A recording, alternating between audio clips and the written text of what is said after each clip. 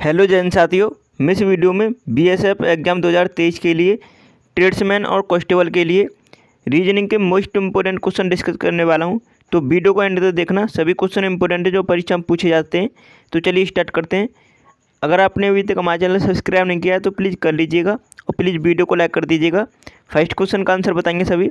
यदि बी बराबर 2 है और पी बराबर 16 है तो आपको BAT का कोड दे रखा है 23, तो आपको क्रिकेट का कोड बताना क्या होगा।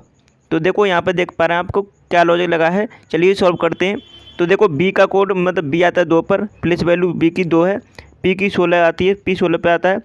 तो यहाँ पर बी बैट को देखते हैं तो बी आता है 2 पर प्लस ए 1 प्लस टी 20। तो ये तीनों को जोड़ते हैं तो ये आता है 23। इसका मतलब हमें इनकी प्लेस वैल्यू को जोड़ना है। तो सी आता है 3 पर प्लस आर आता है 18 पर प्लस 9 पर आता है आई प्लस सी आता है 3 पर प्लस के आता है 11 पर प्लस ई आता है 5 पर प्लस बी आता है टी आता है 20 पर। अब इनको सभी को जोड़ेंगे तो कितना होगा। तो 20 और 5 25 और 11 36 और 3 कितना होगा 39 39 और 9 48 18 66 66 उसके बाद 3 69 69 आएगा। तो फर्स्ट ऑप्शन इसका राइट आंसर हो जाता है। तो करेक्ट आंसर 69 होगा इसका। इस तरह आपको सॉल्व करना था। अब दूसरे क्वेश्चन को देखेंगे। दूसरा क्वेश्चन क्या है। जिस प्रकार जीवाणु क्षय रोग से संबंधित है उसी प्रकार विषाणु डैश से संबंधित है। तो जीवाणु के कारण क्षय रोग होता है, उसी प्रकार विषाणु के कारण क्या होता है। तो इसका राइट आंसर पोलियो होता है विषाणु के कारण, वायरस के कारण पोलियो होता है, जीवाणु के कारण क्षय रोग होता है। तो इन्हें ध्यान रखना। अगले क्वेश्चन का आंसर बताएंगे। तीसरा क्वेश्चन है।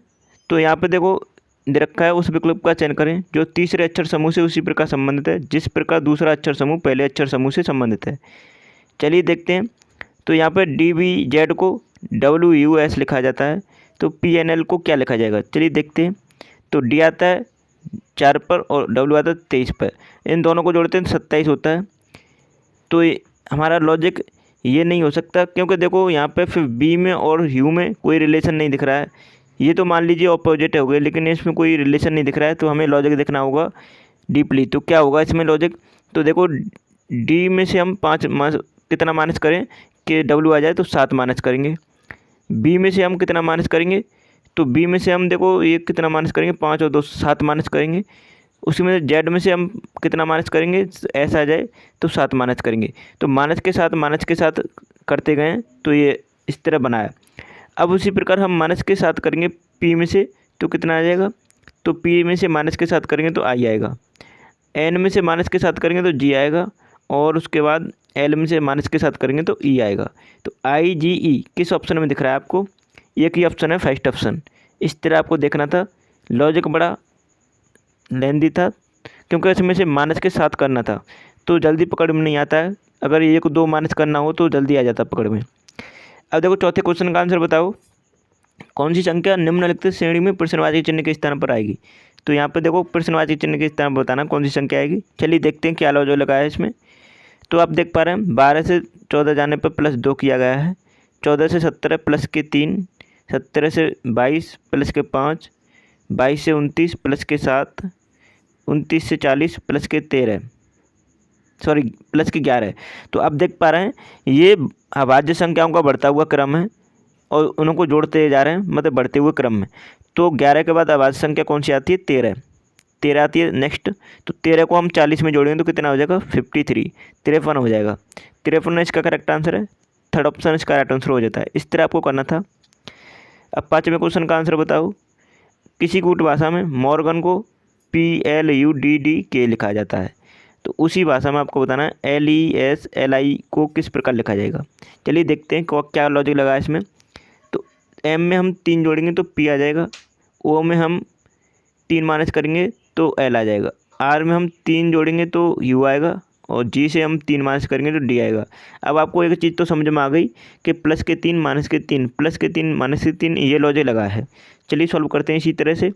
तो L में हम प्लस के 3 करेंगे तो O आएगा, ई में हम माइनस के 3 करेंगे तो बी आएगा, एस में हम प्लस के 3 करेंगे तो वी आएगा और आई में हम माइनस के 3 करेंगे तो कितना आ जाएगा एफ आएगा। और उसके बाद प्लस के 3 करेंगे ई में तो कितना आ जाएगा तो एच आएगा। एच हम माइनस के 3 करेंगे ना, तो क्योंकि जैसे कि हम एक मान रखते हैं, जैसे कि एल में हम प्लस के 3 करते हैं तो आएगा, ई से हम माइनस के 3 करते हैं तो कितना आएगा, तो बी आएगा। उसके बाद हम देखो यहाँ पे एस से फिर प्लस के 3 करते हैं तो वी आएगा, और एल में से माइनस के 3 करते हैं तो कितना आएगा, एल से हम माइनस के 3 करते हैं तो क्या आएगा, के नहीं आई आएगा, आई। अब उसके बाद आई से हम प्लस के 3 करते हैं तो एल आएगा, और फिर उसके बाद ई से हम माइनस के 3 करते हैं तो वी आएगा। तो हमारा किस ऑप्शन में दिख रहा है, O V B I L V, किस ऑप्शन में ये, तो एक ही ऑप्शन दिख रहा है आपको, सेकंड ऑप्शन। इस तरह आपको देखना था, सिंपल सा क्वेश्चन था। अगले क्वेश्चन का आंसर बताएंगे। 6वां क्वेश्चन है, किसी कूट भाषा में घन को JX लिखा जाता है, उसी कूट भाषा में रिफल को क्या कोड क्या होगा, रिफल का कोड बताओ। तो देखो यहाँ पे क्या लॉजिक लगा है, जी से हम प्लस के 3 करेंगे जे आएगा, यू से हम प्लस के 3 करेंगे एक्स आएगा, और एन से हम प्लस के 3 करेंगे तो क्यू आएगा। अब आपको समझ में आया कि इनकी प्लस वैल्यू हम प्लस के 3 करते गए हैं। उसी प्रकार देखो आर से प्लस के 3 करेंगे तो कितना आएगा, तो आर आता है 18 पर, और प्लस के 3 करेंगे तो यू आएगा। आई से प्लस के 3 एल आएगा, एफ से 3 प्लस के 3 आई आएगा, एल से प्लस के 3 ओ आएगा, उसके बाद ई से प्लस के 3 एच आएगा। अब किस ऑप्शन में दिख रहा है, U L I O H, एक ही ऑप्शन है फर्स्ट ऑप्शन। इस तरह आपको देखना था, सिंपल सा क्वेश्चन था। 7वें क्वेश्चन का आंसर बताओ जल्दी से। सिटी का कोड दे रखा है BHSX, तो कैपिटल का कोड क्या होगा, तो देखते हैं क्या हो सकता है कैपिटल का कोड। तो पहले तो लॉजिक देखना होगा क्या लॉजिक लगा है। तो सी से माइनस के 1 बी आएगा, आई से माइनस के 1 एच आएगा, टी से माइनस के 1 एस आएगा, बाई से माइनस के 1 एक्स आएगा। इस तरह आपको माइनस के 1 करता जाना है, ठीक है। अब इसी प्रकार देखो यहाँ पे लगाते हैं, सी से माइनस के 1 करेंगे तो बी आएगा, उसके बाद ए से माइनस के 1 करेंगे तो जेड आएगा। अब देखो बी जेड से स्टार्ट होगा ऑप्शन, तो इसका मतलब देखो फोर्थ ऑप्शन कट जाता है, सेकंड ऑप्शन कट जाता है, फर्स्ट ऑप्शन कट जाता है, एक ही ऑप्शन बचा है थर्ड ऑप्शन। तो आपको डायरेक्ट आंसर करते हुए बढ़ जाना है, लेकिन हम इसे पूरा सॉल्व करेंगे। तो पी से माइनस के 1 करेंगे ओ आएगा, आई से माइनस के 1 करेंगे एच आएगा, टी से माइनस के 1 करेंगे एस आएगा, ए से माइनस के 1 करेंगे जेड आएगा, उसके बाद एल से माइनस के 1 करेंगे तो के आएगा। किस ऑप्शन में, थर्ड ऑप्शन में। तो आसानी से समझ में आया होगा, सिंपल सा क्वेश्चन था। 8वें क्वेश्चन का आंसर बताओ। किसी कूट भाषा में इंडिविजुअल को इस प्रकार लिखा जाता है, उसी कूट भाषा में आपको अप्रिशिएट का किस प्रकार लिखा जाएगा। चलिए देखते हैं क्या लिखा जा सकता है अप्रिशिएट को। तो आप देख पा रहे हैं, क्या देख पा रहे हैं आप, देखो यहाँ पे जो 5 अक्षर हैं पहले उनको उल्टे क्रम में लिख दिया गया है, और बाद के 5 अक्षर हैं उनको उल्टे क्रम में लिख दिया गया है। तो इसी तरह आपको लिखना है, जैसे कि बी से स्टार्ट किया BIDNI, उसी प्रकार आई से स्टार्ट किया गया है IDUAL। तो अब उसी प्रकार हमको लिखना है।